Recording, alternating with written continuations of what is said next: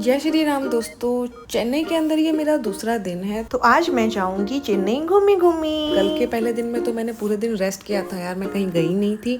तो मैं अपने एडिडास के जो नए शूज़ मैंने परचेज़ किए थे बेंगलुरु से, आज उनकी ओपनिंग की बारी है। मतलब कुल मिलाकर उनको ये चेक करना है कि ये 17,000 वर्थ इट है या नहीं। तो अपना सारा इम्पोर्टेंट सामान अपने ग्रीन बैग में डालकर मैं निकल जाती हूँ टुक टुक के लिए। आज हम सब जा रहे हैं भारत में सबसे छोटे नेशनल पार्क की लिस्ट में शामिल गिंडी नेशनल पार्क घूमने।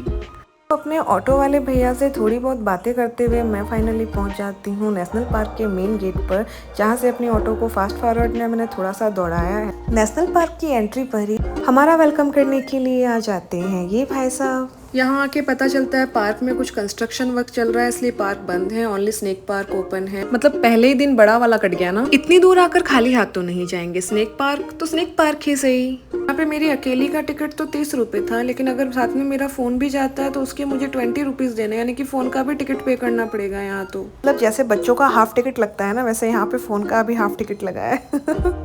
लगभग 2.60 वर्ग किलोमीटर में गिंडी नेशनल पार्क पूरा फैला हुआ है। ये हमारे भारत में सबसे छोटे राष्ट्रीय उद्यानों में से एक है। सन 1670 के दशक में सबसे पहले यहाँ पर एक बगीचा बनाया गया था, जो मेनली एक गेम रिजर्व सेंटर था। उसके बाद उस समय के तत्कालीन गवर्नर विलियम लैंगहॉर्न ने यहाँ पर 1672 में गुंडी लॉज नामक आवास की स्थापना करवाई थी। इसके बाद में मद्रास सरकार द्वारा सन 1821 में 35,000 की राशि में इसे खरीद लिया गया था। बाद में सन 19 के अंदर इसे नेशनल पार्क की उपाधि मिली। अभी स्क्रीन पे आपको जो जानवर दिखाई दे रहा है, मतलब वो पास से ऐसा लग रहा था जैसे किसी गिरगिट को लंबे होने वाली दवाई पिला दी हो। मैं यहाँ पे मई में आई हूँ, बट इस नेशनल पार्क को घूमने का बेस्ट टाइम जनवरी से मार्च के बीच है। नेशनल पार्क का जो हिस्सा अभी बंद है, वहाँ पर एक झील भी है जिसे तांगल एरी के नाम से जाना जाता है, और साथ में ही एक पोलो ग्राउंड भी है। अगर हम यहाँ उगने वाली वनस्पतियों की बात करें तो लगभग 350 से ज्यादा तरह की जड़ी बूटियां, घास और पेड़ पौधे हमें यहाँ पर मिल जाएंगे। और अगर हम आसमान में उड़ते हुए प्यारे बर्ड्स की बात करें तो 150 से ज्यादा जातियों के बर्ड्स हमें यहाँ देखने को मिलेंगे।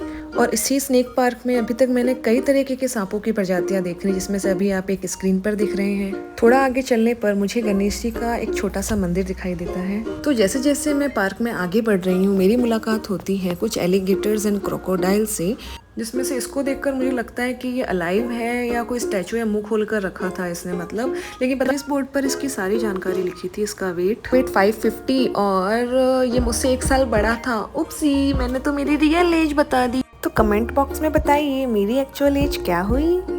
वैसे इस स्नेक पार्क को सन 1995 में गवर्नमेंट की तरफ से वैज्ञानिक मान्यता प्राप्त। जरा उन बच्चों को देखिए कैसे इन बेचारे बंद जानवरों के सामने शेर बन रहे हैं। मतलब अगर इनमें से एक भी खुल जाए ना तो अभी सारे भागते हुए नजर आएंगे। इनके साथ मैं भी भाग ही रही होंगी ना। इस पार्क में एक छोटा सा म्यूजियम है जहाँ पे कई प्रजातियों के जीवाश्म रखे गए। म्यूजियम की एंट्रेंस दीवार पे हमें सर्प देवी देवताओं की बहुत सुंदर सी कलाकृति देखने को मिलती है। अंदर जाने के साथ ही पहली ही दीवार पे हमें बहुत सारी प्रजातियों के कई अलग अलग प्रकार के जीवाश्म देखने को मिलते हैं। साथ ही कुछ विदेशी और हमारे भारतीय जीव वैज्ञानिकों की तस्वीरें आपको देखने को मिलेंगी। और सबसे इंटरेस्टिंग देखिए, ये एक उड़ने वाली छिपकली का जीवाश्म था। आगे बढ़ते हैं और देखते हैं अंदर और क्या क्या है। मुझे नजर आते हैं वो वाले गिरगिट जो हमारे घर में मिलते हैं, जो झट से अपने रंग बदल लेते हैं। इन्हें देखिए कैसे रिलैक्स करके सो रहे हैं, मतलब ना। और इसको तो देखो जरा कैसे 1-2 पैर अपने ऊपर करके। तो यहाँ पर मुझे अपने 2 फॉलोवर्स मिल जाते हैं, तो अपना फोन उन्हें पकड़ाकर अपना एक वॉकिंग वीडियो शूट कर लेती हूँ। अब मिलिए मेरे उन दोनों सब्सक्राइबर्स से। म्यूजियम से बाहर निकलते ही यहाँ पर मुझे एक वर्चुअल रियलिटी शो देखने को मिलता है। तो अगर आप चेन्नई अपने बच्चों के साथ इस पार्क को घूमने आते हैं तो उन्हें ये शो जरूर दिखाएं।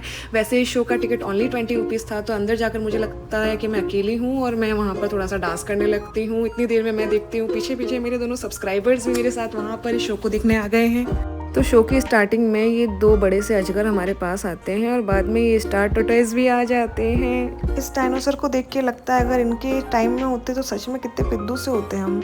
तो 15 मिनट का यह वर्चुअल शो हमारा ख़त्म हो जाता है। तो इसको बाय बाय करके मैं पार्क में आगे बढ़ जाती हूँ। पर इस म्यूजियम और इस शो के बाद पार्क खत्म हो जाता है। तो कुछ देर इन टर्टल्स की अटखेलियाँ जो पानी में ये मस्ती से कर रहे हैं, इनको देखने और रिलैक्स करने के बाद में मैं एग्जिट ले लेती हूँ स्नेक पार्क से। स्नेक गेट के जस्ट बाहर एक बड़ा सा ग्राउंड है जो पेड़ों की छाया से घिरा हुआ है, जहाँ पे विजिटर लोग बैठकर आराम से सुस्ता रहे हैं। कुछ लोग आसपास शॉपिंग कर रहे हैं।